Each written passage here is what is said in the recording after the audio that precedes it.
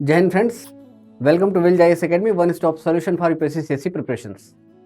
अभी एक दो बड़े यूट्यूबर हैं जिनके बीच में क्लैशिंग चल रही है और उस क्लैशिंग की वजह से पूरा सोशल मीडिया के अंदर पेनिट्रेशन है। सोशल मीडिया की आज जो प्रेजेंस है वो मेन स्ट्रीम मीडिया से ज़्यादा है और इस वजह से जो लोग हैं उनके ऊपर इसकी रिच और इसकी इन्फॉर्मेशन बहुत तेज़ी से पहुँचती है। अब ऐसी सिचुएशन में ब्यूरोक्रेटिक कोई भी बात होगी तो वो आपको जानने की ज़रूरत है और इसी वजह से मैं टॉपिक आपसे डिस्कस कर रहा हूँ।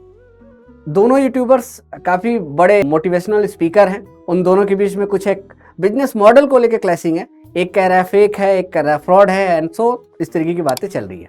अब इसकी रिलेवेंसी हमारी क्या है? जब हम यूपीएससी एस्पिरेंट हैं और अपनी प्रिपरेशन कर रहे हैं तो ऐसी चीज़ों के ऊपर हमें ध्यान रखने की ज़रूरत होती है कि क्या चल रहा है। अब इन चीज़ों के इथिकल और इकोनॉमिकल लीगल एक्सपेक्ट भी हैं, वो भी हमको जानने की ज़रूरत रहती है। यहाँ अगर कोई चीज़ फ्रॉड हो रही है और अगर वो मास लेवल पे हो रही है तो जो पब्लिक है उसके ऊपर इम्पैक्ट आएगा। जब इस तरीके कोई भी फ्रॉड हो रहा होता है या कोई एक्टिविटी हो रही होती है तो ऐसे में उस ऑडियंस को टारगेट किया जाता है जो बहुत कैपेबल ना हो अपनी बात को रखने के लिए, और ऐसे टाइम टू टाइम तमाम तरीके के स्कैम या तमाम तरीके के फ्रॉडेंट बिहेव होते रहते हैं। एक बात यहाँ से आ रही है। दूसरा, एक क्वेश्चन और अपने आप में खड़ा हो रहा है कि अगर ऐसी सिचुएशन हो रही है तो गवर्नमेंट को क्या करना चाहिए? इस नेट की फ्रीडम के नाम पे आपको कुछ भी परोसा जाए और तब तक आप बैठे रहें जब तक कि कोई ऐसी घटना ना घट जाए, ये भी ठीक नहीं है। अकाउंटेबिलिटी सेट करने की ज़रूरत है।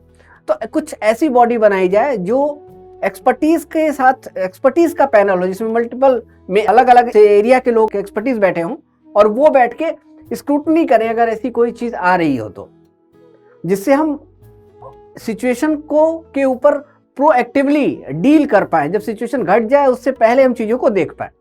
जैसे लीगल टीम हो, साइबर के लोग हों, इकोनॉमी से रिलेटेड लोग हो, इस तरीके के लोग हो ताकि इन चीज़ों को देखा जा सके। इस वजह से जो टॉपिक है ये हमारे लिए इंपॉर्टेंट हो जाता है।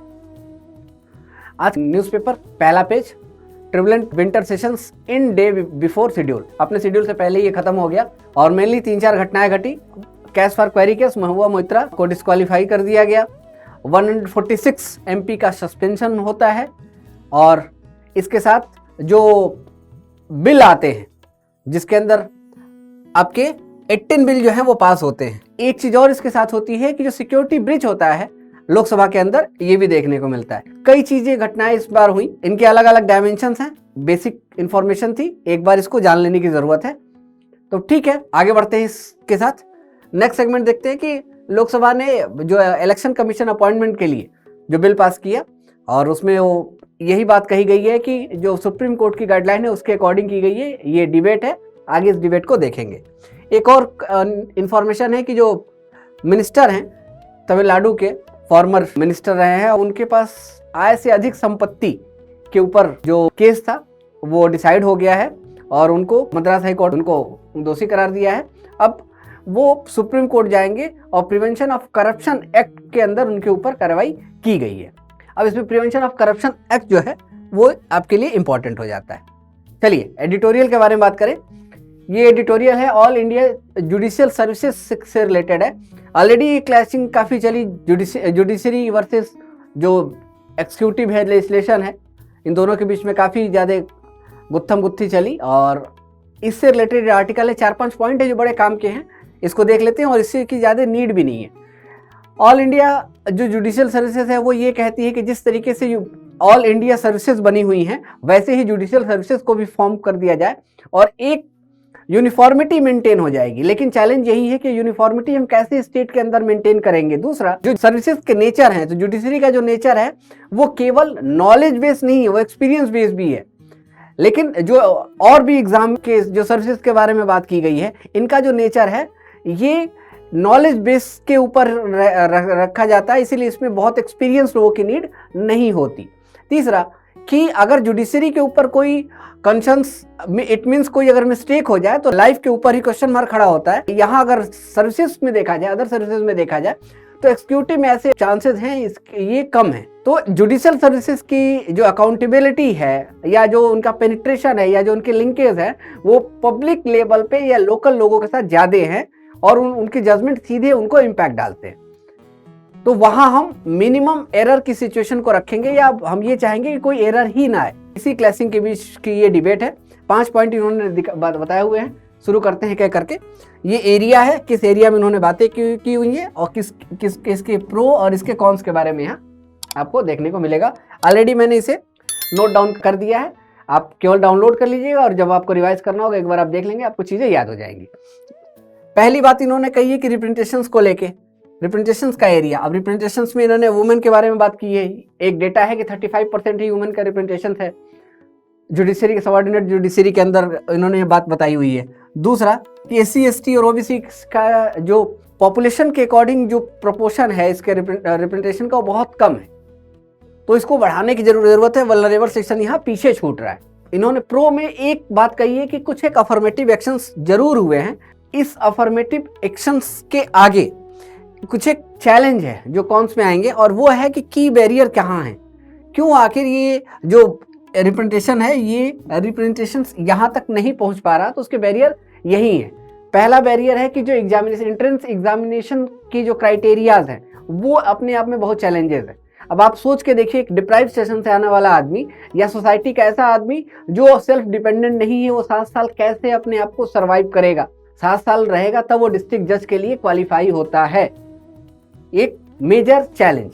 दूसरा कि 7 ईयर वाली बात मैंने आपको बता दी, टाइम कंज्यूमिंग प्रोसेस है। दूसरा सोशल कनेक्शन उसका होगा तभी तो चल पाएगा, तो सोशल कनेक्शन है ही नहीं, ऑलरेडी वो डिप्राइव सेक्शन से आता है, उसके अपनी कम्युनिटी के लोग भी उसे बहुत नहीं सपोर्ट कर पाते, इकोनॉमिकली वो चैलेंज है उसके लिए, तो कैसे? और इसके बाद भी उसके लाइवलीहुड के ऊपर क्वेश्चन मार्क खड़ा है। जिंदगी तो आपकी नहीं रुकेगी ना, जिंदगी तो आपकी चल रही है। तो ये एक मेजर चैलेंज है जो हमारा जो एग्जामिनेशन पैटर्न है वो इसको चैलेंज करता है। दूसरा, रिजर्वेशन पैटर्न के बारे में देखें तो रिजर्वेशन पैटर्न जो है रेशनलाइज हो रहा है, तो ये डेफिनेटली हेल्प करेगा, लेकिन ये रेशनलाइज नहीं हो पा रहा है क्योंकि डिफरेंट स्टेट्स के अंदर डिफरेंट पैटर्न आपको देखने को मिलेंगे। This is a real challenge, और ये हमारे लिए चैलेंज है। जब डिफरेंट स्टेट के अंदर डिफरेंट आपके पैटर्न देखने को मिलेंगे तो आप कैसे यूनिफॉर्मिटी मेंटेन करेंगे, ये अपने आप सोचने वाली चीज है। अगला टॉपिक, अगला इसमें जो एरिया है वो है रीजनल लैंग्वेजेस का। देखिए ये एक ऐसा है कि एक सेटबैक दे देता है पूरी जुडिशियल सर्विसेज के ऊपर। रीजन, जुडिशियल सर्विसेज के आर्गुमेंट जो होंगे वो लोकल लैंग्वेज में होंगे। भाई जो आदमी आएगा वो तो लोकलाइड होगा, तब आप जम्मू कश्मीर के हों या हरियाणा के हों, आप तमिलनाडु जाएंगे, केरला जाएंगे तो उनकी लैंग्वेज में बात करेंगे। क्लियर? दूसरा, वर्स्ट लेवल का जो डॉक्यूमेंटेशन होगा उसके साथ आपके लिए चैलेंज होने वाला है। अलग अलग डायलेक्ट्स हैं, 1.5 कोस पर बानी वाला कॉन्सेप्ट है कि जब इतनी डाइवर्सिटी को रिप्रेजेंट करने के लिए कही जाती है इस तरीके की बातें, तो ये कितना चैलेंजिंग हो जाएगा।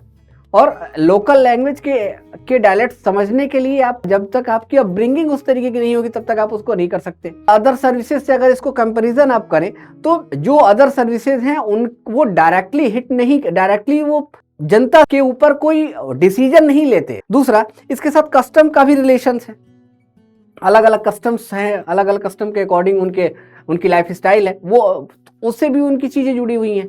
तो अगर आपने कोई ऐसा डिसीजन ले लिया तो क्या होगा कि आपने तो पनिशमेंट के ऊपर, मतलब आपका जो पूरा केस है वही पूरी तरीके से बिगड़ जाएगा।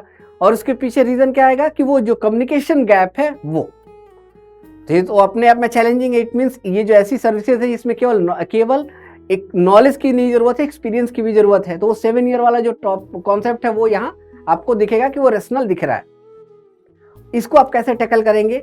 ये अगली बात है कि जो वैकेंट सीट है, जैसे लॉ मिनिस्ट्री कह रही है कि ऑल इंडिया जो जुडिशियल जो ऑफिसर्स हैं 5388 ऑल इंडिया में ये वैकेंट है। अब इसके अपोजिट बात कर लें तो क्या सेंट्रल की जो सर्विसेज हैं उनके अंदर कितनी वैकेंट सीटें हैं?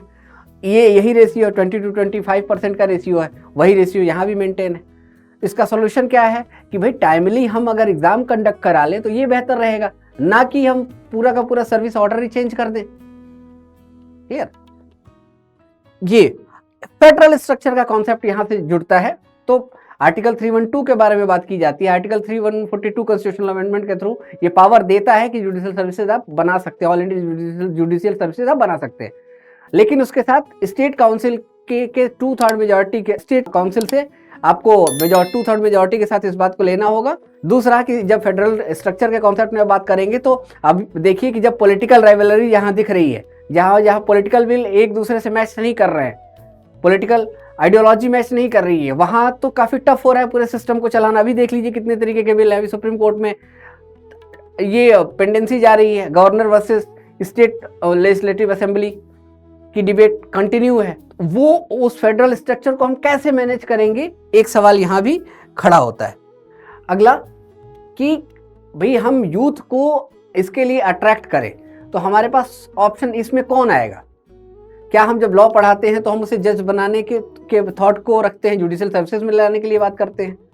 मैक्सिमम पॉपुलेशन तो प्रैक्टिस के लिए बात करती है। एक डिबेट इसके साथ ये भी है कि कितने डिस्ट्रिक्ट जज सुप्रीम कोर्ट के जज बने या हाई कोर्ट के जज बने, ये भी तभी तो उस आदमी उसके कोई फ्यूचर स्कोप के साथ ही बढ़ पाएगा।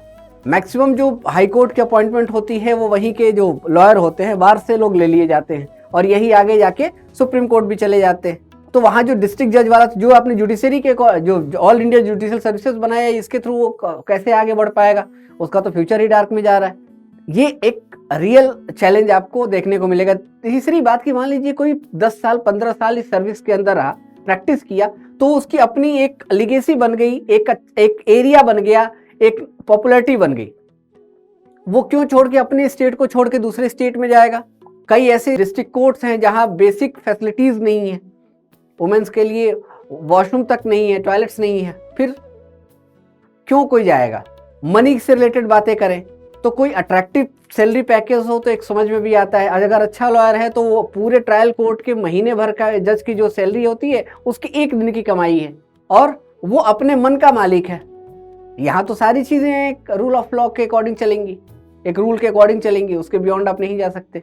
तो ऐसी सिचुएशन में आप नए माइंड को कैसे आप अट्रैक्ट करेंगे, ये चैलेंज है और ये रियल चैलेंज है। ये केवल कहने वाली बात नहीं है, रियल चैलेंज है। तो ये सारे पॉइंट्स थे जिसको हमें जानने की जरूरत है, मैंने आपको यहाँ बता दिया। 2 और न्यूज़ हैं।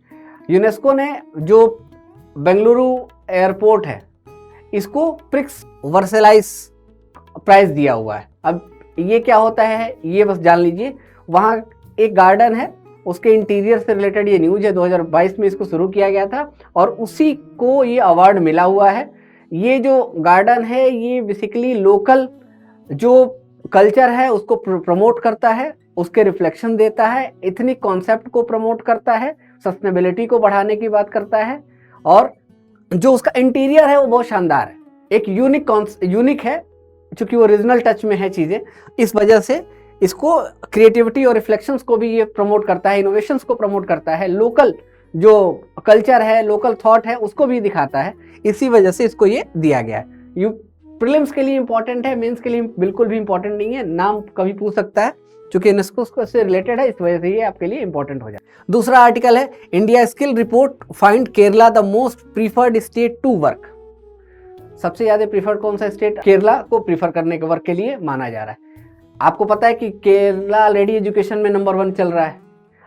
अब यहाँ से ये भी दिख रहा है कि अगर आप अच्छे एजुकेटेड हैं तो वर्क के लिए भी आपकी जो सुटेबिलिटी है वो बेहतर दिख रही है। तो एम्प्लॉयबिलिटी का ऑप्शन है कि एम्प्लॉयबिलिटी बढ़ी हुई है। ये एक एजेंसी है जिसका नाम है वीबॉक्स, जो और भी भारत की एजेंसियों के साथ एसोसिएट है। उसने एक सर्वे किया है और उसी सर्वे के अकॉर्डिंग इसने रिपोर्ट निकाली है 3.88 यूथ के ऊपर, और जिसमें वो ये कह रहा है कि नेशनल एम्प्लॉयबिलिटी टेस्ट कंडक्ट किया और उसमें से 51.25% लोग ऐसे निकले जिन्होंने इम्प्रूव किया है अपने आप को, मतलब वो एम्प्लॉयबल हैं, उनको जॉब दी जा सकती है। तो ये स्किल इंडिया डेवलपमेंट से रिलेटेड न्यूज़ है। कुछ ना कुछ या काफ़ी हद तक एक रिफॉर्मिंग पॉजिटिव न्यूज हमें देखने को मिल रही है। इसमें केरला की डोमिनेशन देखने को मिल रही है। कंप्यूटर की जो कैटेगरी है, कंप्यूटर स्किल की कैटेगरी, उसमें केरला सबसे बेस्ट परफॉर्म कर रहा है। जो बीटेक और पॉलिटेक्निक रिलेटेड जो कोर्सेज हैं उनके लिए भी जो केरला है वो बेस्ट वन ऑप्शन दिख रहा है। ये सारी बातें इसमें बताई गई हैं। तो आप ये लॉजिक दे सकते हैं साथ में कि अगर एजुकेशन आप बेहतर करते हैं तो आपके अंदर एम्प्लॉयबिलिटी का भी ऑप्शन आता है। वो लॉजिक और विद डिटेल्स आप इसको कर सकते हैं। दूसरा आर्टिकल है कि जो रेटिंग फॉर्म है इंटरनेशनल लेवल की ना, वो एक बायसनेस मेंटेन कर की हुई हैं पिछले 15 साल से, और इसी से रिलेटेड ये न्यूज है। इंडिया के जो चीफ इकोनॉमिक एडवाइजर हैं वो ये कह रहे हैं कि जो इसकी मेथोडोलॉजी है वो ओपेक है, वो ट्रांसपेरेंट नहीं है। ये देखिए लिस्ट, ये सैप, फिच और मूडी, इसमें इंडिया का जो ग्रेड है BBB लोअर मीडियम ग्रेड है ये। अब सिंपल लॉजिक से इसे समझिए, बहुत अगर हम टेक्निकलिटीज में ना भी जाएं तो बात करते हैं। इस समय इंडिया 5th नंबर की इकोनॉमी है, दुनिया की फास्टेस्ट ग्रोइंग इकोनॉमी है, जहां वर्ल्ड ऑर्डर पे इकोनॉमी डिक्लाइन हो रही है, 1-2% भी नहीं पा रही है। इस समय इंडिया इतनी तेजी से बढ़ रहा है, तो क्यों आपने इसको लोअर मीडियम ग्रेड में डाल दिया भाई? क्या लॉजिक? क्या बैलेंस ऑफ पेमेंट का कंसर्न से एक बार हमारे 15 साल पहले आया, उसके बाद से तो आज तक हुआ नहीं। ऐसा नहीं कि कोई लोन डिफॉल्ट हुआ हो या कोई पेमेंट रीपेमेंट नहीं हुई हो, ये भी कोई दिक्कत नहीं है। मार्केट बेहतर है, इन्वेस्टमेंट हमारे यहाँ आ रहा है। अब इसका चैलेंज क्या है? अगर इस ग्रेड में हम थोड़ा सा नीचे चले तो नॉन इन्वेस्टमेंट ग्रेड होता है। यहाँ भी अगर इंडिया को कहीं से पैसा लेना पड़े तो वहाँ जो रेट ऑफ इंटरेस्ट होगा वो काफ़ी हायर होगा। दो लोग हैं, एक जैसे मैं हूँ और एक आप हैं, आपका ट्रैक रिकॉर्ड बहुत शानदार है, तो आपको लोन मिलने में बहुत आसानी होगी, और जो रेट ऑफ इंटरेस्ट होगा जो नॉमिनल होता है वही 11-12% में आपको मिल जाएगा। लेकिन अगर मेरा ट्रैक रिकॉर्ड बहुत अच्छा नहीं है तो मुझे वो 20%, एक तो मिलने में भी दिक्कत आएगी और मिलेगा भी तो काफ़ी ज़्यादा हायर इंटरेस्ट रेट पे मिलेगा, क्योंकि मेरा ट्रैक रिकॉर्ड अच्छा नहीं है। वही सिचुएशन यहाँ इंडिया को फेस करनी पड़ रही है, और इसी को लेकर ये बात कही कि इंटरनेशनल एजेंसियाँ पता नहीं क्यों बाइज्ड है, कौन इनको समझाता है। इस समय रूल ऑफ लॉ के अकॉर्डिंग देखिए, इसलिए सरकार एक चीज़ आप देखिएगा कि जितने इंटरनेशनल लेवल के रेटिंग या इंडेक्स के बारे में बात की जाती है तो इंडियन गवर्नमेंट की एक क्लासिंग आपको देखने को मिलेगी। भाई 2008 में हम 12th नंबर की इकॉनमी थे, 2023 में हम 5th नंबर पे पहुंच गए। अब इससे ज़्यादा तुम्हें क्या चाहिए? हम 4 से 5 साल बाद हम ये देख रहे हैं कि 3rd नंबर की इकॉनमी बन जाएंगे। इतना ग्रोइंग, इतना फास्टेस्ट रेट और इतना स्टेब्लिशमेंट हमें मिल रहा है, फिर भी आप नहीं मान रहे, इसका मतलब आप बाइज्ड हो। यही बात कही जा रही है। क्वांटिटेटिव ना करके क्वालिटेटिव बात की जाए, क्वालिटेटिव इंडेक्स के ऊपर या उनके इंडिकेटर्स के ऊपर, तो इंडिया के जो ये बात कह रहे हैं वो सारी चीज़ें इंडिया में कोई दिक्कत ही नहीं है। बैलेंस ऑफ पेमेंट को लेके बात कही गई है वो है, इंडिया सोवर्जिन है, रूल ऑफ लॉ की बातें कही गई है वो है। तो फिर आप हमको क्यों इस माइंडसेट पे रखे हुए हो? यही बात इन्होंने कही हुई है। तो ये पूरा आर्टिकल था। आई होप आपको क्लियरिटी मिली होगी, पूरी चीज़ें आपको क्लियर हो गई। कंटिन्यू चीज़ें चल रही हैं, पढ़ाई जारी रखिए और लाइक और सब्सक्राइब कर दीजिए और शेयर भी कर दीजिए अच्छे लोगों के पास। और भी बहुत पढ़ने वाले लोग हैं जिनको नीड है पढ़ाई की, इस तरीके की इन्फॉर्मेशन की भी, तो ऑथेंटिक इन्फॉर्मेशन रहेगी। और डाउनलोड कर लिया कीजिए, टेलीग्राम चैनल ज्वाइन कर लीजिए, आपको लिखने की जरूरत नहीं है, आप अपनी प्रिपरेशन को फुली स्मूथ रखिए। हमारे पास और भी कोर्सेज हैं जैसे आंसर राइटिंग प्रोग्राम, तो उसमें सेलेक्टेड लोग ही आंसर राइटिंग प्रोग्राम के लिए आपको गाइड करेंगे। SIP प्रोग्राम है, वो एक यूनिक प्रोग्राम है, वो भी चल रहा है, उसमें भी एडमिशन्स हैं। और फाउंडेशंस के ऑप्शंस हैं। आंसर राइटिंग प्रोग्राम के बारे में मैंने आपको बता दिया, टेस्ट के बारे में, और इंटरव्यू गाइडेड प्रोग्राम भी हमारा आ रहा है। तो आप हमारे साथ जुड़े रहिए। जब आपको लगे किसी भी तरीके की हेल्प की तो आप बिल्कुल हमसे कांटेक्ट करिए। Thank you so much, God bless you all.